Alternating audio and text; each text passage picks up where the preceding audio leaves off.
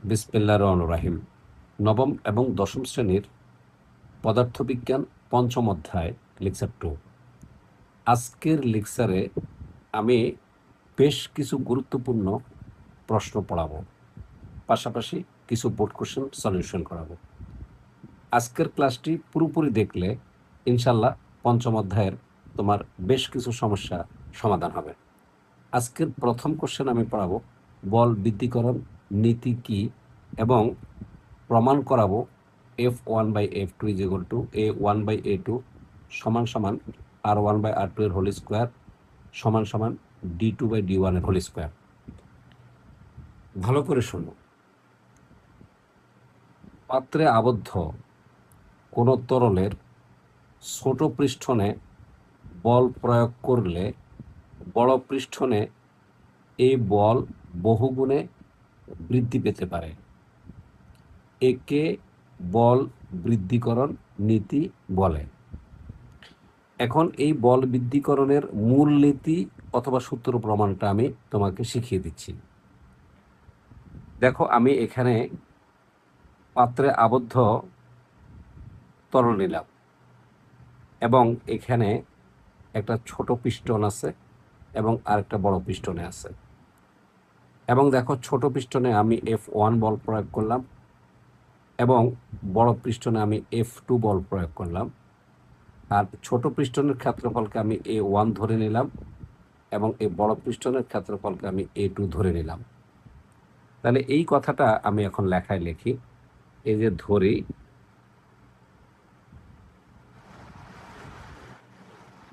এই যে ছোট পৃষ্ঠনে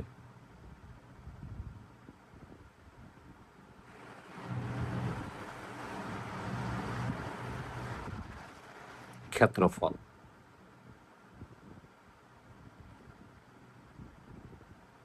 সমান সমান A1 বর্গ একক।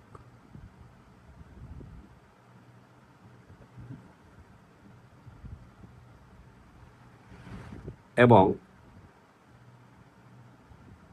ছোট পৃষ্ঠনে প্রযুক্ত বল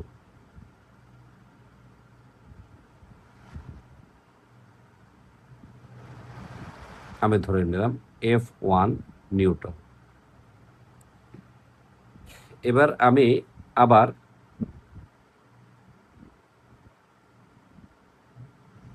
বড় পৃষ্ঠনে ধরব। বড় পৃষ্ঠনে ক্ষেত্রফল ধরব A2 বর্গ একক।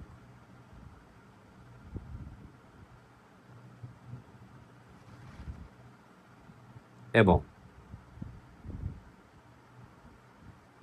এই যে বড় পৃষ্ঠনে প্রযুক্ত বল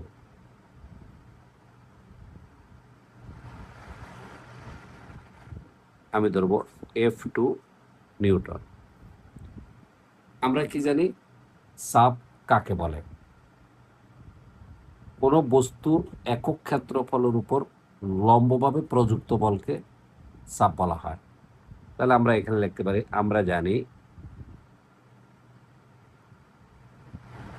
এই যে চাপ ইজ ইকুয়াল টু বল বাই ক্ষেত্রফল। বল বাই ক্ষেত্রফল। খুব মনোযোগ দিয়ে শোনো। যেহেতু আমি চাপ জানি যে বল বাই ক্ষেত্রফল, তাহলে আমি এখন ছোট পিস্টনে চাপ বের করব এবং বড় পিস্টনে চাপ বের করব।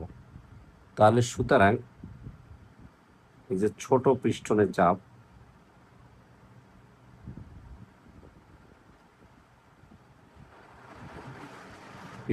চাপ আমি P1 ধরে নেই।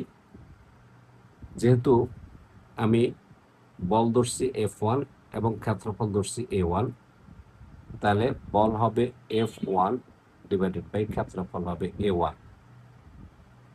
এবং এই যে বড় পৃষ্ঠনে এই যে চাপ আমি ধরবো P2, অবশ্যই একইভাবে আসবে। F2/A2। যেহেতু একক ক্ষেত্রফলের উপর লবভাবে প্রযুক্ত বলকে চাপ বলে, তাই আমরা বলতে পারবো যে ছোট পিস্টনের চাপ এবং যে বড় পিস্টনের চাপ দুটোই একক ক্ষেত্রফলের উপর প্রযুক্ত বল, তাই দুইটা সমান। তাহলে যেহেতু সুতরাং আমরা লিখতে পারবি এই যে চাপ 1 সমান সমান চাপ 2। আমরা এখানে কোটেশনে দিয়ে দিতে পারি একক ক্ষেত্রফলের উপর লম্বভাবে প্রযুক্ত বল, এই যে একক এই যে ক্ষেত্রফলের উপর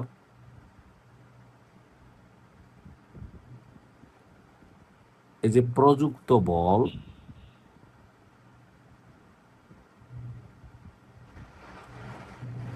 এই যে চাপ বলে।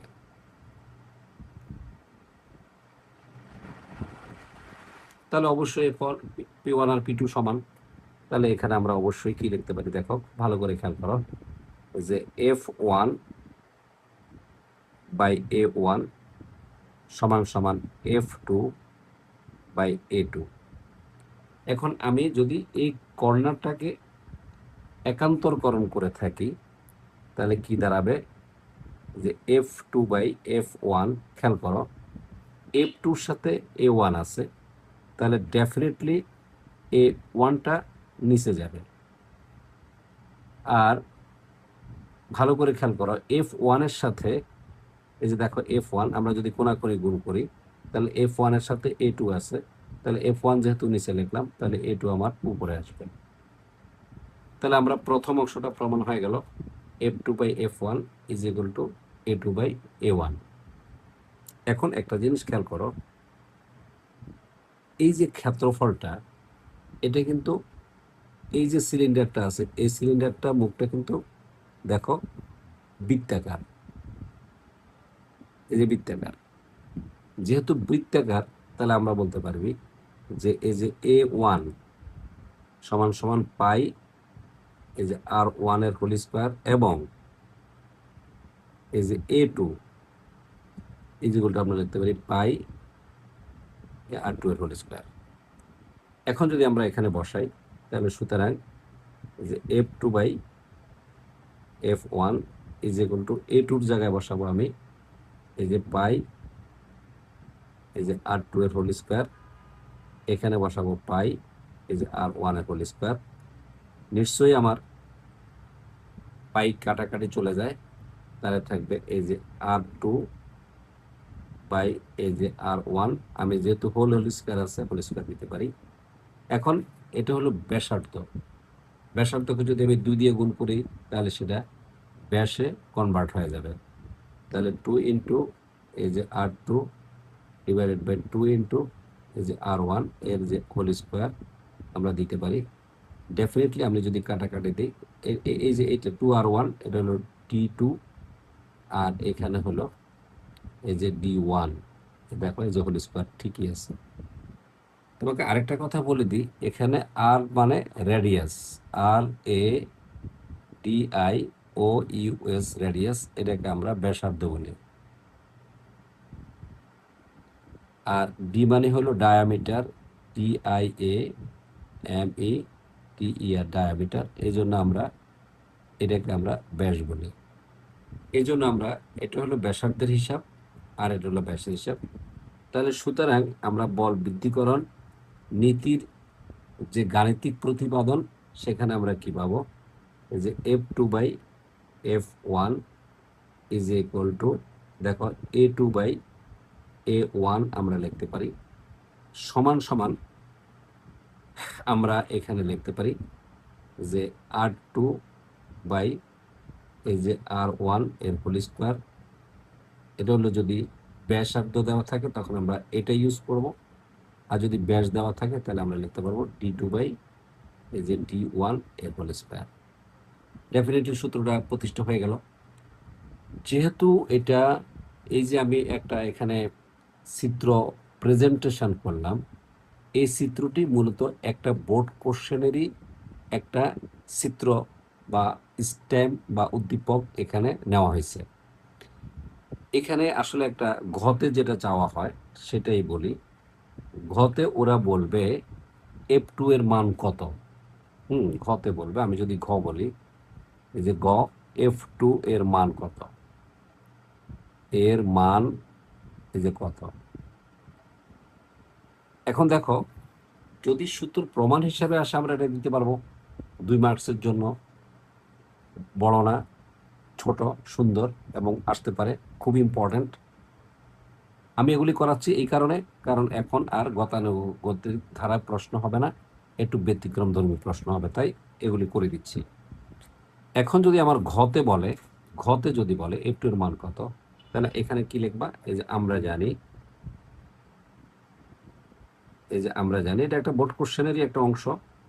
এই যে আমরা জানি যে F2 বাই, এই যে F2 বাই, এই যে F1 is equal two A2 by, এই যে A1।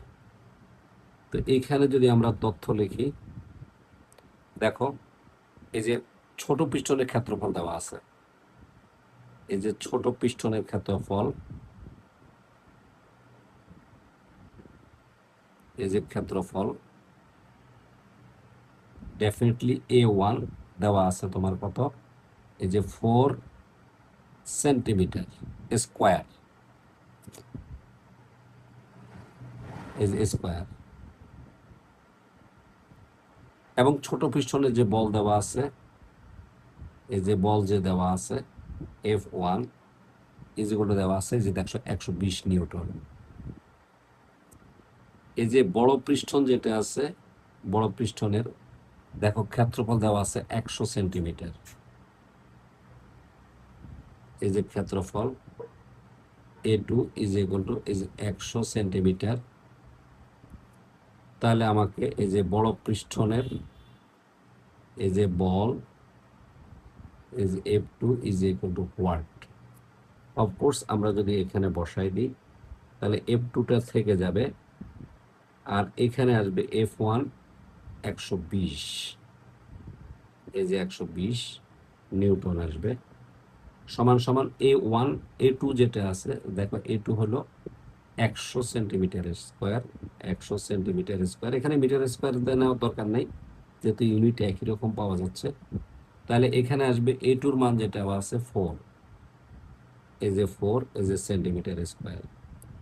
আমরা যদি কাটাকাটি দেই, তাহলে এখানে আসে 4 25 100, এই যে 25 আসবে। ডেফিনেটলি আমরা সুতরাং F2 এর মান পাবো কত, এই যে 25, এই যে ইন্টু 120, এই যে এত নিউটন, এবং এটা হবে অ্যান্সার। আশা করি তোমরা বুঝতে পারছো যে আমি প্রথম একটা শর্ট কোশ্চেন করালাম, সে শর্ট কোশ্চেনটা কি তোমাকে আবার বলে দিচ্ছি। বল বৃদ্ধিকরণ নীতির গাণিতিক প্রতিপাদন করো, আর তার উপর ভিত্তি করে আমি তোমাকে উদ্দীপকে অর্থাৎ সৃজনশীল প্রশ্নের গ যেভাবে থাকবে সেভাবে একটা অঙ্ক করে দিলাম। আলহামদুলিল্লাহ, এটা আমাদের হয়ে গেল। এবার আমরা আসবো পরবর্তী কোশ্চেনে চলে আসি। দেখো পরবর্তী কোশ্চেন যেটা আছে সেটা হলো যে, খুব ভালো করে খেয়াল করো, যে প্রমাণ করো যে A1 L1 সমান সমান A2 L2। এখানে L1টা কি, L2টা কি, এটা খুবই গুরুত্বপূর্ণ শর্ট কোশ্চেনের জন্য। এখানে আমরা একটু প্রেজেন্টেশন দিয়ে দিই। Mine Chowdhury sir,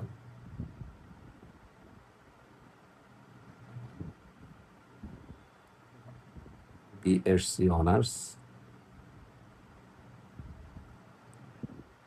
MSc math BU. এখন দেখো এখানে L1 হলো, যখন ভালো করে খেয়াল করো, এই যে বড় পৃষ্ঠনে, এই যে দেখো বড় পৃষ্ঠনে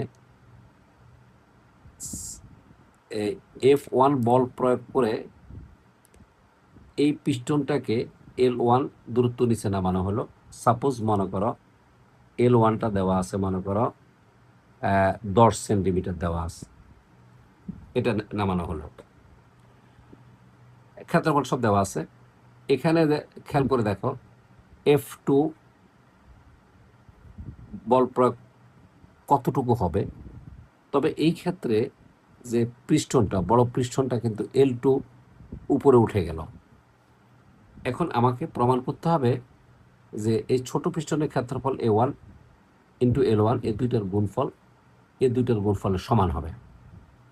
এর মধ্যে আমরা একটা কোশ্চেনও শেখাবো, দেখো খুব সুন্দর করে শেখাচ্ছি, খুব ভালো করে খেয়াল করো।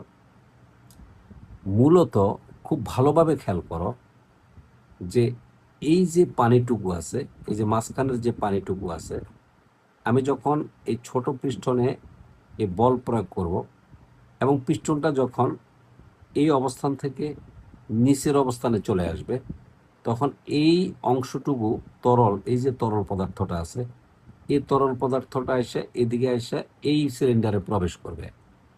ফলে এই তরল পদার্থের চাপের কারণে এই পিস্টনটা আগে এই জায়গায় ছিল, পরবর্তীতে সে উপরে উঠে এই জায়গায় চলে আসবে এবং এটা হলো সরণ হলো L2। এখন দেখো যে আমরা এখন এটা যদি প্রমাণ করি, তাহলে দেখো এই যে ছোট পিস্টনে ধরি, এই যে ধরি, এই যে ছোট পিস্টনে, এই যে পিস্টনে এই ক্ষেত্রফল সমান A1 বর্গ একক, বর্গ একক। আর এই বড় পিস্টনের এই যে ক্ষেত্রফল সমান সমান মনে করো A2, এই যে বর্গ একক। আর এখানে যেটা আছে খুব ভালো করে খেয়াল করো যে এই যে বড় পিস্টনে, ছোট পিস্টনে যখন বল প্রয়োগ করা হলো, এই যে ছোট পিস্টনে, এই যে ছোট পিস্টনে এই যে F1 বল প্রয়োগ করায়, যে বল প্রয়োগ করায়, মনে করো এই পিস্টনের সরণ হলো L1, পিস্টনের সরণ হলো L1, L1 একক। যেহেতু আমরা কোনো একক, আমরা সূত্র প্রমাণ করতেছি, জন্য একক লিখতেছি। এখন তাহলে ধরে নিচ্ছি, তাহলে এই যে বড় পিস্টনের সরণ হবে, এই যে বড় পিস্টনের সরণ হবে L2 একক। খুবই চমৎকার ভাবে আমি জিনিসটা ক্লিয়ার করে দিচ্ছি, খুব ভালোভাবে শোনো। যে এখানে যে তরলের আয়তনটা আছে, আমরা এখন সেটা বের করব, তরলের আয়তন। তাহলে এবং এটা এখান থেকে বের হয়ে বড় পিস্টনে ঢুকবে, তাহলে এটাকে আমরা বলবো অপসারিত তরল। আর যেহেতু বড় পিস্টনে প্রবেশ করছে, তাকে আমরা বলবো প্রবেশকৃত তরলের আয়তন। তাহলে সুতরাং এই যে ছোট পিস্টনের, এই যে ছোট সিলিন্ডারের, সিলিন্ডার বলবো এখন, আমরা পুরো নল বলবো এটাকে, এই যে ছোট সিলিন্ডারের,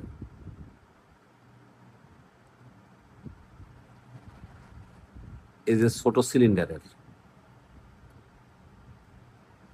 যেহেতু পানিটা অপসারিত হয়েছে, মানে বের, মানে নিচে নেমে এখানে ঢুকছে, তাহলে অপসারিত, এই যে অপসারিত এই যে তরলের আয়তন,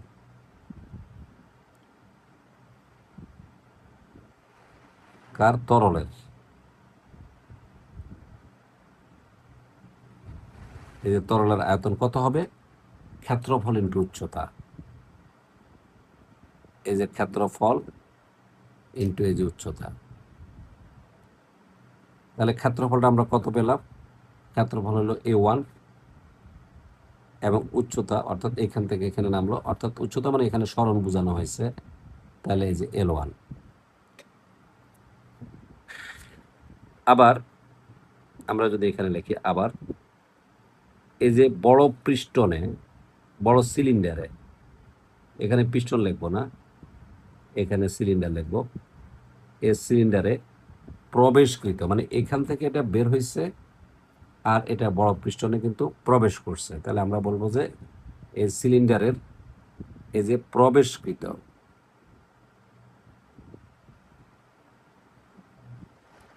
এই যে তরলের আয়তন,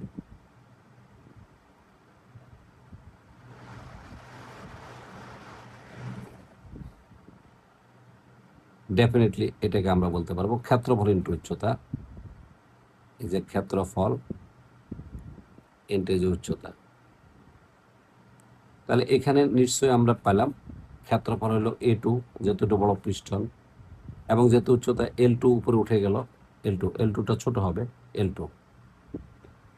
তাহলে এইখানে আমরা কিন্তু অপসারিত তরলের আয়তন আর প্রবেশকৃত তরলের আয়তন সমান। এই যে যেহেতু এই যে অপসারিত তরলের আয়তন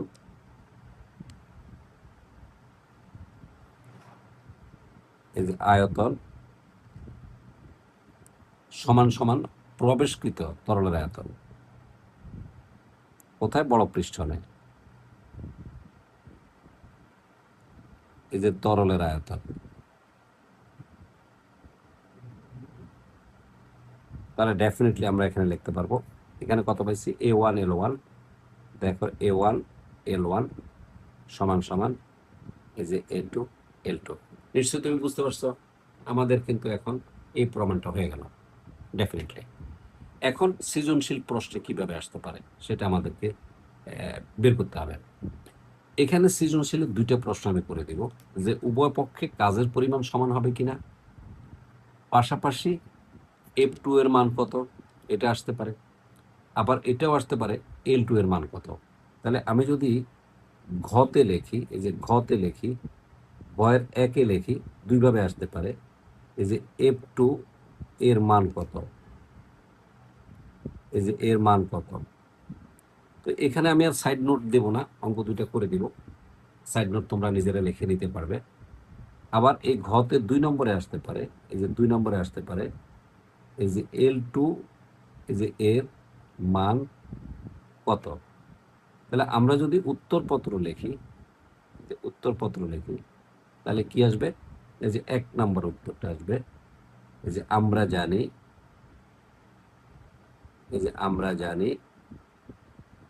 যেহেতু আমার কাছে F2 চাওয়া হয়েছে, এভরিথিং গিভেন, সবকিছুই দেওয়া আছে, তাহলে আমরা এখানে লিখতে পারি যে F2 বাই এই যে F1 ইজ ইকুয়াল টু, দেখো A2 বাই A1।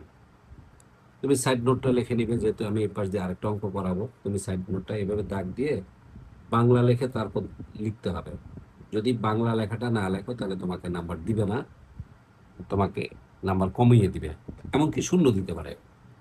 তো এইখানে দেখো খুব ভালোভাবে F2, দেখো F2 আমাকে বের করতে হবে, এই যে F2, আর F1 কত দেওয়া আছে? 120 সমান সমান এখানে A2, দেখো A2 দেওয়া আছে 100, এই যে 100 এই যে সেন্টিমিটার স্কোয়ার, এবং এটা নিউটন। ডেফিনেটলি ছোট পৃষ্ঠন যেটা আছে দেখো 4, এই যে 4 সেন্টিমিটার স্কোয়ার। এখন যদি আমরা এখানে লিখি তাহলে F2 বাই 120 নিউটন, ডেফিনেটলি এখানে দাঁড়ালো 4 25 100। যদি আমরা গুণ করি তাহলে আসবে এখানে F2 ইজ ইকুয়াল টু আসবে 25 ইন্টু 120 নিউটন। এখন তুমি ক্যালকুলেটরে গুণ করে মান বসাই দিবে, তারপর আমি করে দিতে পারি 25 শূন্য, এই যে শূন্য, আর এই 25 দুগুণে 50 শূন্য, হাতের হলো 5, এই 25কে 25, 25 5 30, 3000, এই যে 3000 নিউটন। নিশ্চয়ই তুমি বুঝতে পারছো। আমি আবারও বলি গুণটা ঠিক আছে কিনা। 25কে যদি শূন্য দিয়ে গুণ করি শূন্য, 25কে যদি 2 দিয়ে গুণ করি 50, 50 শূন্য, হাতের হলো 5, 25কে 25, 25 আর 5 হলো 30, তাহলে 3000 নিউটন। একটা হয়ে গেল, তুমি সাইড নোট লিখে দেবে। এবার যদি আমি 2 নম্বরে আসি তখন আরো সহজ, যে আমরা জানি, এই যে আমরা জানি, এবার কিন্তু এই সূত্রটা প্রয়োগ করবে A1L1, এই যে যেহেতু এল এর মান চাইছে A1L1, সমান সমান এ টু, এই যে এল টু। তো আমার কাছে এল টু এর মান চাইছে, তাহলে এ টু এল টু সমান সমান এ ওয়ান এল ওয়ান।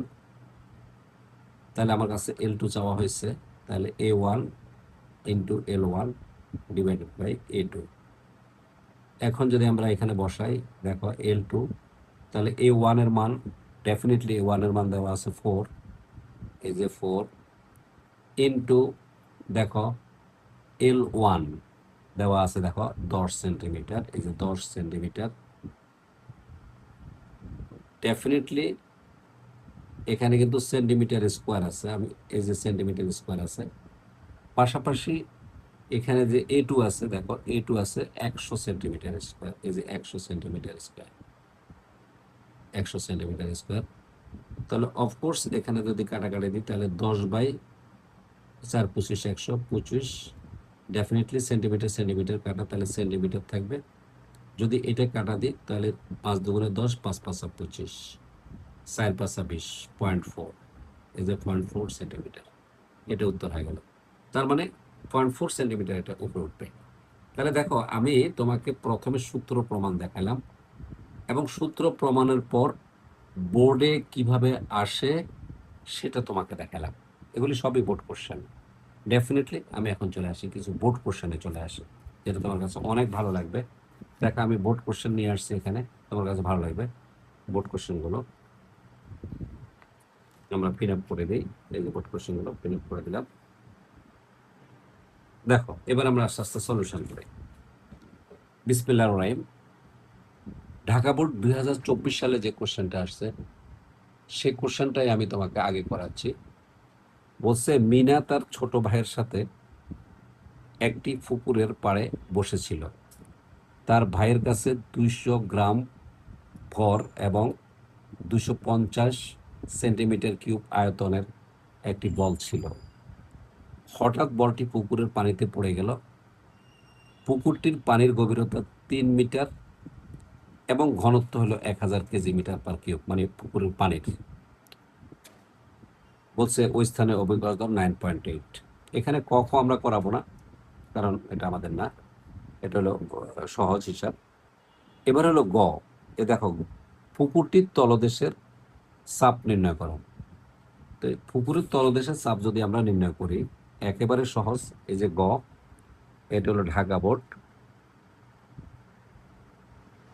এই যে ঢাকা বোর্ড 2024, এই যে গ।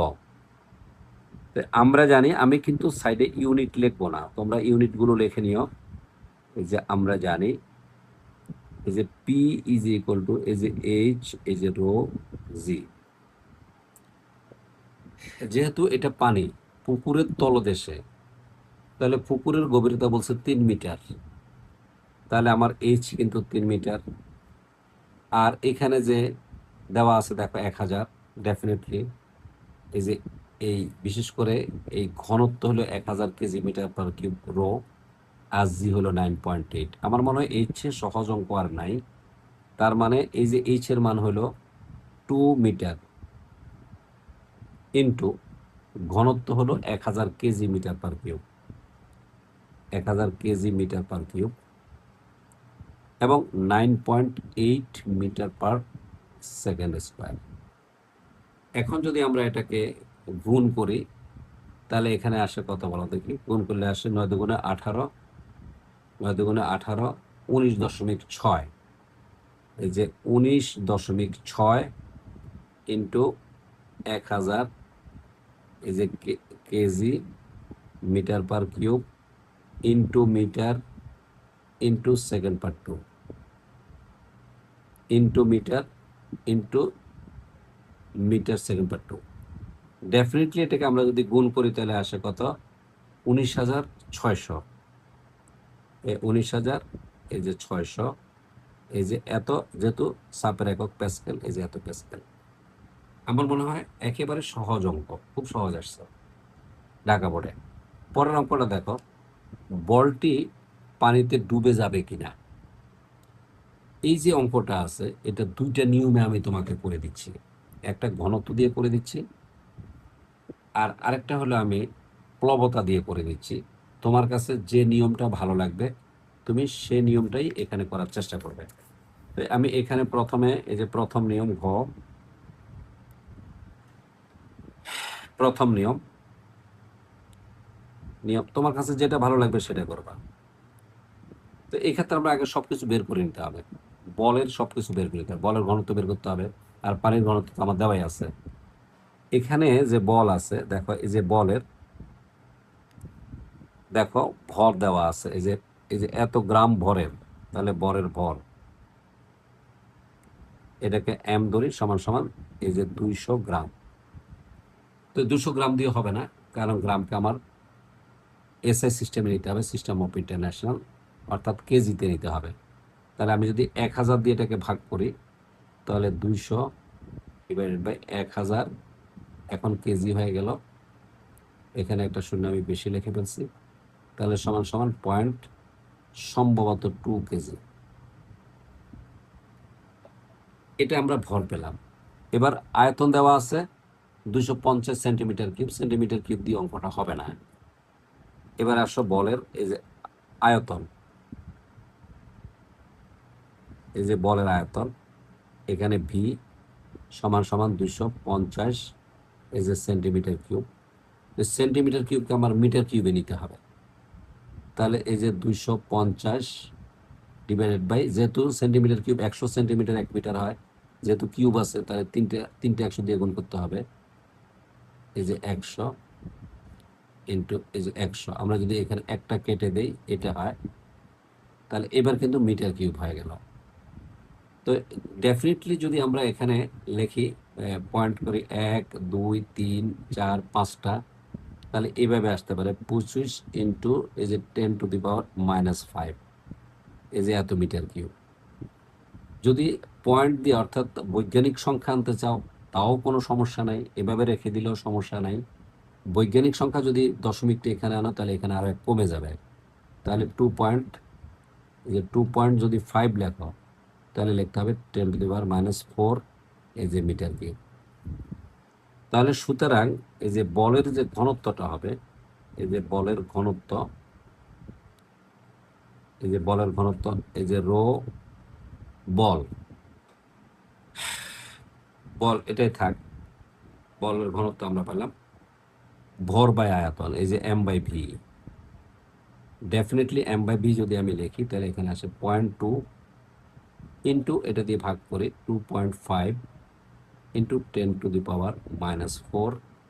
যেহেতু ঘনত্বের একক আমরা জানি kg metre per cube, kg এই যে মিটার পার কিউব। এবং এটাকে যদি আমরা নর্মাল হিসাবে উপর উঠাই তাহলে এখানে আসে দেখো, আমি ক্যালকুলেটর ছাড়াই সব অঙ্ক করে দিচ্ছি তোমাকে, তুমি ক্যালকুলেটর করে ফেলো। এটা যদি হয় তাহলে 0.2 ইন্টু এই যে উপরে যাবে এটা 4 শূন্য যাবে, আর নিচে যাবে এই যে 2.5। তো ডেফিনেটলি এটা যদি হয় তাহলে একটা দশমিক কমে যাবে, তাহলে 2। আমরা যদি এটা কেটে দিই, এটা কেটে দিই, তাহলে উঠে গেল 2। এখানে আসবে 2, 1 2 3 4, 1 2 3 4 ডিভাইডেড বাই 25। তাহলে এখানে 4 25 100, 8 25 200, তাহলে 800 এই যে কেজি মিটার পার কিলো। আমি মুখে করে ফেললাম হিসাবগুলো, তাহলে আমি বলের ঘনত্ব এটা পেলাম। তা আমরা কি জানি? আমরা জানি কম ঘনত্বের জিনিস বেশি ঘনত্বের জিনিসের উপর ভাসে। দেখো পানির ঘনত্ব কিন্তু 1000 কেজি মিটার পার কিউব আছে। তাহলে এখানে পানির ঘনত্ব, এই যে পানির ঘনত্ব, এই যে rho W is equal to 1000 এই যে কেজি মিটার পার কিউব। এখানে আমরা লিখতে পারি যেহেতু এই যে rho W is greater than rho, সেহেতু এই যে বলটি পানিতে ভাসবে, পানিতে এই যে ভাসবে।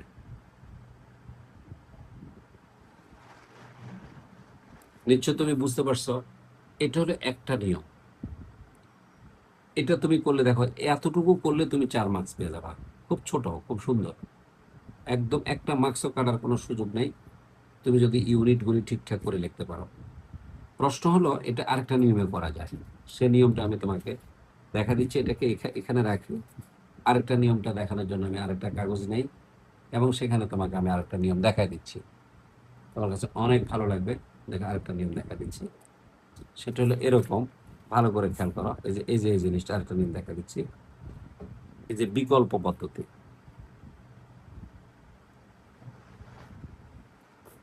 এই যে বিকল্প পদ্ধতি,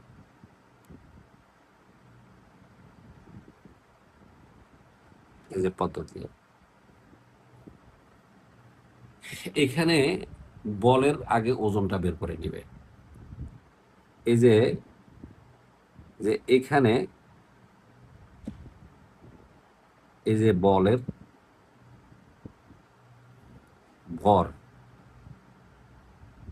সমান সমান হলো 200 গ্রাম সমান সমান 0.2 কেজি। সুতরাং এই যে বলের ওজনটা বের করে নিবে। এই যে বলের ওজন, এটাকে W1 ধরে নাও, সমান সমান M, এটাকে যদি আমি M ধরি তাহলে mg। ডেফিনেটলি এখানে এই যে W1 আছে, M হলো 0.2, এই যে কেজি ইন্টু জি হলো 9.8, এই যে metre per second square. Definitely বলের ওজন পাওয়া গেছে কত? 9 দুগুণে 18, 8 দুগুণে 16, 19.6। এই যে এত নিউটন পাওয়া গেছে, এটা হলো বলের ওজন পাওয়া গেছে।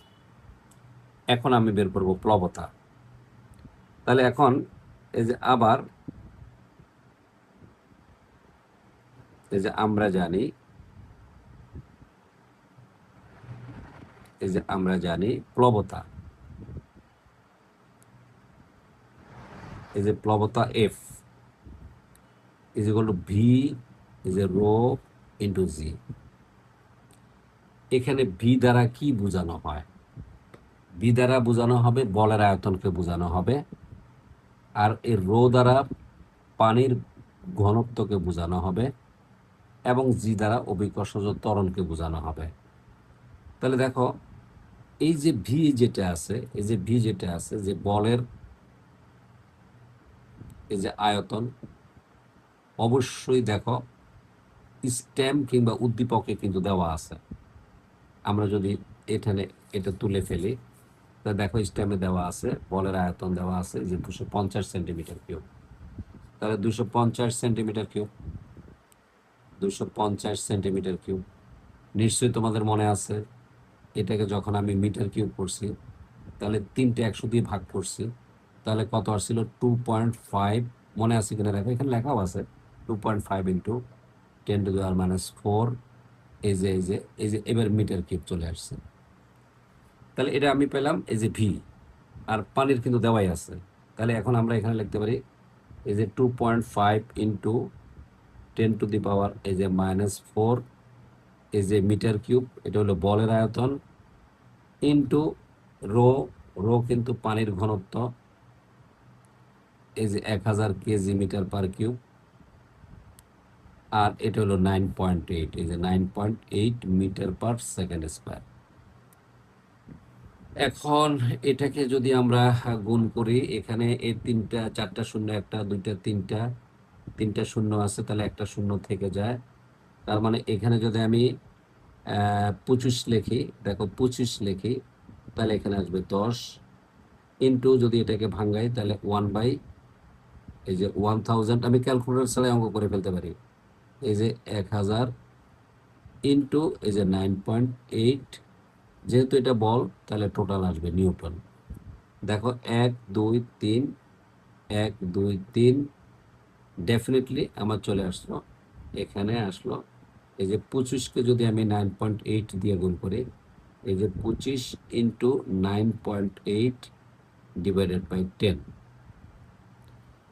এখন দেখো 25কে যদি আমি এটা দিয়ে গুণ করি, 8 দিয়ে গুণ করি, তাহলে 8 25 হলো 200, 200 হলো 0, হাতের হলো 20, আর 9 25 হলো 225, 225 আর 20 হলো 245, এই যে 200, এই যে 45 ডিভাইডেড বাই এই যে 10, এই যে এত নিউটন, এটা নিউটন, এর সমান সমান 245 নিউটন। তোমরা ক্যালকুলেট করে যদি এখানে ভুল হয় তুমি কারেকশন করে নিও, যেহেতু আমি মুখে করতেছি। আমি কিন্তু ক্যালকুলেটর ছাড়াই সবকিছু মুখে করতে পারি। তাহলে দেখো এখানে কিন্তু প্লবতা পাইছি 245 নিউটন, তাহলে অনেক বেশি। দেখো এখানে 19.6 নিউটন, এটা হলো বলের ওজন নিচের দিকে, আর প্লবতা হলো উপরের দিকে। তাহলে যেহেতু এই যে প্লবতা এফ ইজ গ্রেটার দেন, বলো কত, ডাব্লিউ, তাহলে বা W1 যেটা আমরা ধরছি W1, তাহলে সেহেতু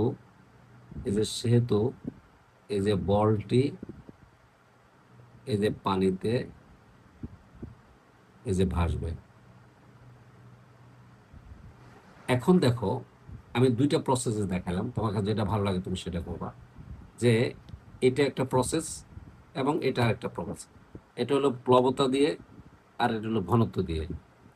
বিশেষ করে এখন তুমি যদি আমাকে বলো যে স্যার আপনি কোন পদ্ধতিটা সবচেয়ে বেশি প্রেফার করেন বা কোনটাকে আপনি বেশি প্রায়োরিটি দেন, তাহলে আমি আসলে এটাকে বেশি প্রায়োরিটি দিই, আমার কাছে এটা ভালো লাগে। কিন্তু তোমাদের কাছে যদি এটা ভালো লাগে ঘনত্ব দিয়ে, আমি দুটিই করে দিলাম। তোমার কাছে যেটা ভালো লাগে যে কোনো একটা, হয় এটা নইলে এটা, এই দুইটার যে কোনো একটা করবে ইনশাল্লাহ। আশা করি ঢাকা বোর্ডের 2024 সালের আমরা দুইটা প্রশ্নই করে ফেললাম ইনশাল্লাহ। এখন আমরা চলে আসি ঢাকা বোর্ডের জন্য আরেকটা বোর্ড করে দিই। সেটা হলো, দেখো এটা আরো সুন্দর, এটা আরো সুন্দর, দেখো অনেক সুন্দর এই কোশ্চেনটা। আমরা এটাকে একটু উপরে উঠাই দিই। আচ্ছা, উপরে উঠানোর কোনো সিস্টেম নেই, যেহেতু এখানে ফিন আপ করা আছে, এখানে দিয়ে দিই, মানে জায়গা আছে, অ্যাভেলেবল জায়গা আছে। দেখো বলা হয়েছে দৃশ্যকল্প 1, 500 গ্রাম ভরের একটি গোলকের ব্যাস হলো 6 সেন্টিমিটার। দৃশ্যকল্প 2, ছোট পিস্টন এবং বড় পিস্টনের ক্ষেত্রফল দেওয়া আছে এবং বল প্রয়োগের ছোট পিস্টনের 20 সেন্টিমিটার নিচে নেমে গেল। এটা কিন্তু 20 সেন্টিমিটার নিচে নেমে গেছে, এটাই বলা হয়েছে। তো আর্কিমিডিসের সূত্রটি লেখো, এটা পারবা। আর্কিমিডিসের সূত্র হলো, খুবই সহজ কোশ্চেন আসছে, এটা হলো ঢাকা বোর্ড 2023, ঢাকা বোর্ড 2023। আর্কিমিডিসের সূত্রটি লেখো, এটা হচ্ছে কোনো বস্তুকে স্থির তরল বা বায়বীয় পদার্থে আংশিক বা সম্পূর্ণরূপে নিমজ্জিত করানো হলে বা ডুবানো হলে বস্তুটি ওজন হারায়। এই হারানো ওজন বস্তুটি দ্বারা অপসারিত তরল বা বায়বীয় পদার্থের ওজনের সমান। এটা তোমরা সবাই পারো এবং এটা খুবই ভালো করে পড়বা। এবার আসো, পচা ডিম পানিতে ভাসে কেন। দেখো অনেকেই ঘনত্ব দিয়ে উত্তরটা দিবে এবং সে 2 মার্কস 1 মার্কস পাবে। পচা ডিম পানিতে ভাসে কেন, এটা 2টা পয়েন্ট তোমাকে দিতে হবে। আমি যদি তোমাকে এই খ নম্বর প্রশ্নটা বলি, আমি বলে দিব, এবং এটার আমার কাছে এই কোশ্চেনগুলোর আমার কাছে নোট আছে এবং আমার নিজের হাতের লেখা নোট আছে। কিছুদিন আগে আমি নোট দিয়ে ক্লাস নিতাম, কিন্তু এখন আমি চিন্তা করলাম না, আমি হাতে কলমে কিছু ক্লাস নেই। তাহলে আমাদের শিক্ষার্থী বা আমার যে শিক্ষার্থীরা আছে তারা ক্যালকুলেটর ছাড়াই হিসাব করতে পারবে, যার জন্য আমি এখন ওই পদ্ধতিতে চলে আসছি এবং যেটা তোমার ভালো লাগবে। দেখো খুবই সুন্দর, আমি সবগুলো অঙ্ক আমি ক্যালকুলেটর ছাড়া দেখবো মুখে হিসাব করে ফেলতেছি। পচা ডিম পানিতে ভাসে কেন, এটা 2টা পয়েন্ট আছে। তোমরা বিশেষ করে আমার এখানে যদি তুমি কমেন্টস করো তাহলে তুমি নোটটা পেয়ে যাবে, পিডিএফ কপি পেয়ে যাবে, ইনবক্স করলে পেয়ে যাবে। নোট পেতে গেলে বা নোট যদি পেতে চাও তাহলে অবশ্যই তোমাকে কমেন্টস করতে হবে। শুধু তাই নয়, তোমাকে লাভ রিয়েক্ট করতে হবে, এটা তোমাকে করা লাগবে। তাহলে আমি স্পেসিক্যালি বুঝতে পারবো যে না তুমি ক্লাসটা পছন্দ করছো এবং আমার নোটটা তোমার দরকার। এই প্রসঙ্গেই আমি লাভ রিয়েক্ট এবং কমেন্টটা চাই। তুমি যদি লাভ রিয়েক্ট এবং কমেন্ট করো তাহলে তুমি অবশ্যই পিডিএফ কপি পেয়ে যাবে এবং আমার হাতের লেখা নোট পেয়ে যাবে। এখানে দেখো যে পচা ডিম পানিতে ভাসে কেন, এখানে 2টা পয়েন্ট দিতে হবে। 1 নম্বর পয়েন্ট হলো যে ডিম যখন ভালো থাকে তখন ডিমের ঘনত্ব পানির ঘনত্বের চেয়ে বেশি হয়, যে কারণে ডিম পানিতে দিলে ডিম পানিতে ডুবে যাবে। কারণ আমরা জানি বেশি ঘনত্বের জিনিস কম ঘনত্বের জিনিসের মধ্যে ডুবে যায়। এটা হলো প্রথম পয়েন্ট, ঘনত্ব দিয়ে দিলাম। এবার আরেকটা প্যারা দিই, এটা হলো প্রথম প্যারা যাবে। এবার দ্বিতীয় প্যারাতে তোমাকে দিতে হবে সেটা হলো যে যে ভালো ডিম যখন পানিতে দেওয়া হয় তখন ডিম কর্তৃক অপসারিত পানির ওজন ডিমের ওজনের চেয়ে কম, তাই ভালো ডিম পানিতে ডুবে যায়। অপরদিকে পচা ডিম যখন পানিতে দেওয়া হয় তখন সে পচা ডিম কর্তৃক অপসারিত পানির ওজন পচা ডিমের চেয়ে বেশি থাকে, যে কারণে পচা ডিম পানিতে ভাসে। অবশ্যই জিনিসটা বুঝতে পারছো। দুইটা পয়েন্ট না দিলে তুমি 2 মার্কস পাবে না। তুমি যদি শুধু ঘনত্বের কথা উল্লেখ করে প্রশ্নটা অ্যান্সার করো তাহলে 2-এ তুমি 1 মার্কস পাবে। আর যদি তুমি 2টা পয়েন্ট দিয়ে উল্লেখ করো, একটা ঘনত্ব এবং আরেকটা অপসারিত তরল, তার মানে হারানো ওজন বা প্লবতা, তাহলে তুমি 2 মার্কস পাবে কনফার্ম। এবার যদি আমরা ঘ নম্বর প্রশ্নটা করি, ঘতে কি বলছে দেখো। ঘতে বলছে দৃশ্যকল্প একে গোলকটির ঘনত্ব কত। তো ভালো কথা, গোলকটির ঘনত্ব যেগুলো ভর বাই আয়তন, তো ভর তো দেওয়া আছে 500 গ্রাম, তাহলে গোলকের ভর, এই যে গোলকের ভর, এই যে ভর, এখানে এম দিয়ে দাও, এই যে 500 গ্রাম, তো 500 গ্রামকে যদি আমি 1000 দিয়ে ভাগ করি, এই যে এত কেজি হয়ে যাবে, তাহলে আসবে 0.5 কেজি। এবার আসো গোলকের আমাকে আয়তন বের করতে হবে। এখানে ব্যাস দেওয়া আছে, গোলকের ব্যাস, এই যে গোলকের ব্যাস দেওয়া আছে, এই যে ব্যাস দেওয়া আছে ডি সমান সমান 6 সেন্টিমিটার। তাহলে সুতরাং আমরা ব্যাসার্ধ বের করব। এই যে ব্যাসার্ধ সমান সমান 6/2 সেন্টিমিটার সমান সমান 3 সেন্টিমিটার।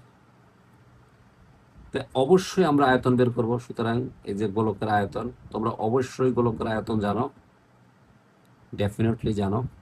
এই যে 4/3, এই যে পাই, এই যে আর কিউব, তাহলে 4/3 ইন্টু পাই হলো 3.1416 ইন্টু আর হলো এই যে 3 কিউব।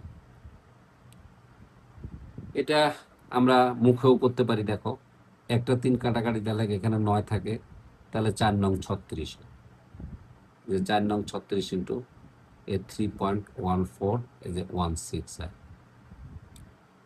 এখন আমাকে বলছে ঘনত্ব বের করতে বলছে, তাহলে এটা হলো আমি কি পেলাম, আয়তন পেলাম, এত মিটার কিউব পেলাম আয়তন। তো এখানে একটা জিনিস মনে হয় সেন্টিমিটার বলছে, আমি মনে হয় একটু ভুলে করে ফেললাম। এটাকে সেন্টিমিটারকে মিটারে নিতে হবে, 100 দিয়ে ভাগ করতে হবে, 3/100, এই যে এবার কিন্তু মিটার চলে আসবে, তাহলে আসবে 0.003, এই যে 3 মিটার আসবে। তাহলে এখানে আসলে এটা হবে না, এখানে হবে 0.03, এই যে মিটার, এই যে এটা হোল কিউব আসবে। সো এটা একটা ডিফিকাল্ট ওয়ার্ড আসবে, এখানে নিশ্চয়ই একটা ফলাফল আসবে। ক্যালকুলেটর তুমি ফলাফলটা বের করে নেবে, এই ফলাফলটা বের করে নেবে।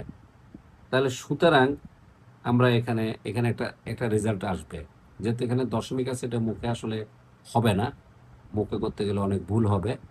তো তুমি এটা ক্যালকুলেটর ইউজ করে নিবা, এখানে একটা রেজাল্ট আসবে। তখন তুমি লিখবা সুতরাং এই যে গোলকের এই যে ঘনত্ব, আমার কাছে কি চাইছে ভালো করে দেখো, বলছে গোলকের ঘনত্ব বের করো। তাহলে গোলকের ঘনত্ব যদি আমরা বের করি, রো এই যেগুলো ভর বাই আয়তন, এই যে ভর বাই আয়তন, তাহলে ভর দেওয়া আছে 0.5, আয়তনে অবশ্যই একটা রেজাল্ট এখানে পাবে, সেই রেজাল্টটা বসাই দিলে যা আসবে, এবং সেটা আসবে কেজি, এই যে মিটার পার কিউব, এবং this will be the answer. নিশ্চয়ই বুঝতে পারছো, এটা খুব ইম্পর্টেন্ট একটা কোশ্চেন। এবং সহজ কোশ্চেন। এত সহজ কোশ্চেন ঢাকা বোর্ডে আসে, আসলেই কঠিন না। তোমরা যদি বুঝো কঠিন না, সহজ। ফিজিক্স অনেক সহজ। আমি বেশ কিছু ক্লাস নেব, তোমাদের অনেক ভালো লাগবে। এই ক্লাসগুলো তোমরা মনোযোগ দিয়ে করবে। পরে যেটা আছে দেখো, ঢাকা বোর্ডে আসছে যেটা, যে খুব ভালো করে দেবে, দৃশ্যকল্প 2 এ পিস্টনে কাজের পরিমাণ সমান হবে কিনা। এটা কিন্তু অনেক সুন্দর একটা কোশ্চেন। এই যে ঘ, এই যে ঢাকা বোর্ড 2023, খুব সুন্দর একটা কোশ্চেন। এখানে F1 এর মান বের করতে হবে। হ্যাঁ, F1 এর মান বের করতে হবে। এবং বলছে বড় পৃষ্ঠটা এটা কিন্তু L1, L1টা দেওয়া আছে, L2 এর মান বের করতে হবে।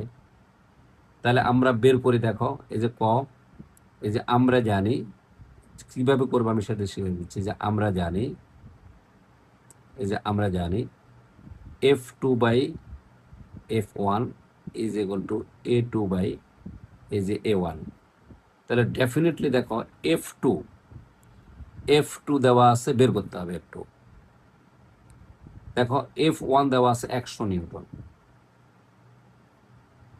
A2 দেওয়া আছে, ডেফিনেটলি A2 দেওয়া আছে 100 সেন্টিমিটার স্কোয়ার, এই যে 100 সেন্টিমিটার স্কোয়ার, এবং এটা দেওয়া আছে 5 সেন্টিমিটার স্কোয়ার। তাহলে 5 20 100, 20 সেন্টিমিটার, 20 সেন্টিমিটার সেন্টিমিটার কাটা 20 আসে। তার মানে সুতরাং F2 আসে কত, এই যে দেখো 2000 আসবে। আর এই যে 100 দিয়ে গুণ হবে, এখানে 20 আছে, তাহলে 2000 নিউটন হলো। তার মানে এখানে F2টা 2000 নিউটন পাওয়া গেল। পাশাপাশি এবং আমরা আরেকটাও জানি, সেটা হলো নিশ্চয় জানো যে A1 L1 is equal two এই যে A2 এই যে L2। তাহলে এখানে আমাদের L1 দেওয়া আছে, দেখো ওরা বলছে এই যে যখনই বড় পৃষ্ঠন ছোট পৃষ্ঠনে F1 100 নিউটন বল প্রয়োগ করা হলো, তখন এই পিস্টনটা কত নামলো, 20 সেন্টিমিটার নিচে নেমে গেল। তাহলে এটা কিন্তু 20 সেন্টিমিটার নিচে নেমে গেছে।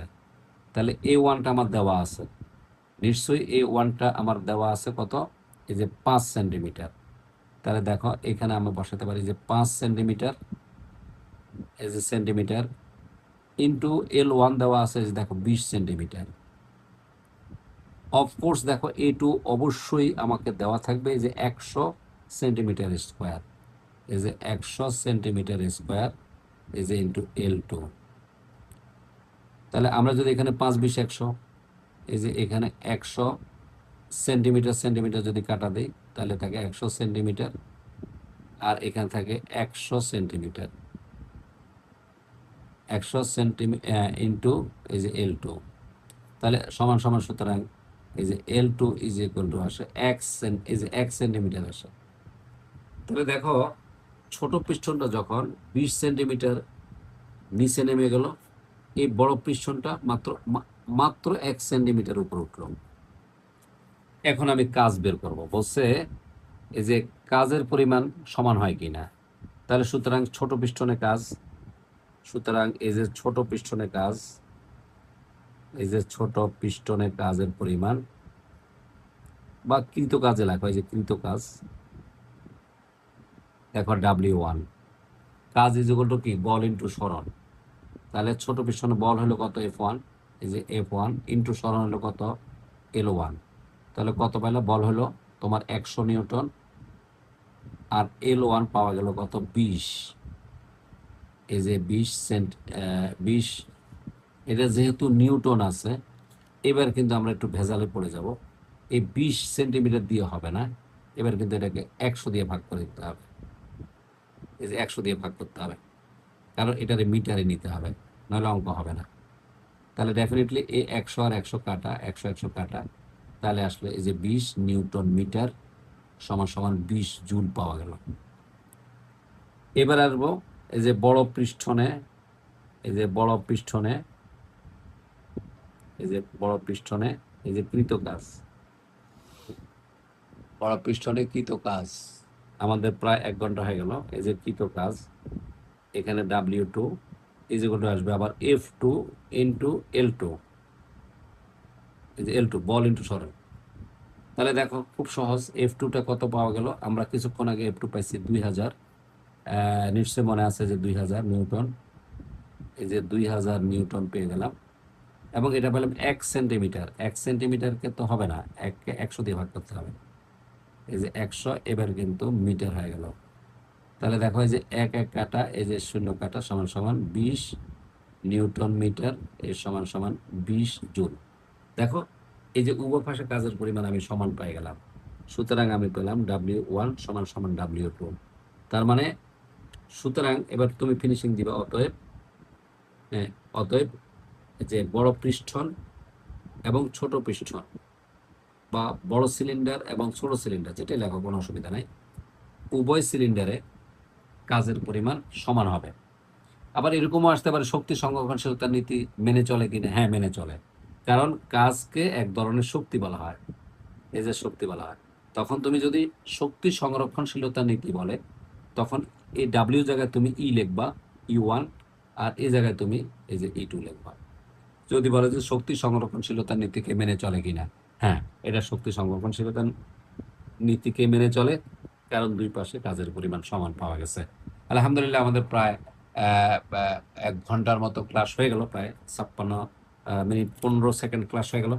তো আমরা নেক্সট ক্লাসে আমরা আরও কিছু শর্ট কোশ্চেন এনে এবং শর্ট কোশ্চেনের সাথে আমি বোর্ড কোশ্চেনগুলিকে তোমাকে মিলিয়ে দেব। এভাবে আমি তোমাকে এই অধ্যায়ের 65টা সৃজনশীল প্রশ্ন ইনশাল্লাহ করিয়ে দেব, এবং এই বইয়ের প্রতিটা লাইন, প্রতিটা অক্ষর এবং প্রতিটা শর্ট কোশ্চেন আমি তোমাকে এই আমার লেকচারের মাধ্যমে আলোচনা করে দিব। মোট আমি 5টা লেকচার নেব, এই 5টা লেকচারের মধ্যে আজকে দ্বিতীয় লেকচার গেল। আশা করি কোনো শিক্ষার্থী যদি আমার এই 5টা লেকচারে ক্লাস করে, ইনশাল্লাহ এই অধ্যায়ের যেই কোনো প্রশ্ন যে প্যাটার্নে আসুক না কেন, ইনশাল্লাহ সে অ্যান্সার করতে পারবে। কারণ সরাসরি প্রশ্ন কখনোই কমন পড়ে না। আসলে অনেকেই শিক্ষকই বলেন, আমরা অন্যের কথা বাদ দিই, হুবহু প্রশ্ন কখনোই কমন আসবে না, কিন্তু প্যাটার্নটা কমন পড়বে, সিস্টেমটা কমন পড়বে। ইনশাল্লাহ আমি যে সিস্টেমটা তোমাকে শেখাচ্ছি, এই সিস্টেমগুলো তুমি মনে রাখলে এই ধরনের যে কোনো কোশ্চেন আসলে পারবে। এখানে আরও কিছু জিনিস আছে, সেটা হলো কত অংশ পানিতে ডুববে, এই জাতীয় কিছু অঙ্ক আছে, এবং এই জাতীয় কিছু সৃজনশীল প্রশ্ন আছে, হুকের সূত্র আছে, স্থিতিস্থাপকতা আছে, এই যে বেশ কিছু কোশ্চেন আছে। এই কোশ্চেনগুলো বোঝানোর পাশাপাশি আমি এইভাবে তোমাকে 65টা বোর্ড কোশ্চেনের আমি সলিউশন করে দেবো, এভাবে সলিউশন করে দেবো। নিশ্চয়ই ক্লাসটা কেমন লাগছে জানাবে এবং কমেন্টস করবে। ভালো থাকবে, অনেক তোমাদের জন্য শুভকামনা রইল, এবং পরবর্তী ক্লাসের জন্য ইনশাল্লাহ খুব অস্থিরই পেয়ে যাবে, ক্লাসটা করে নেবে। ধন্যবাদ।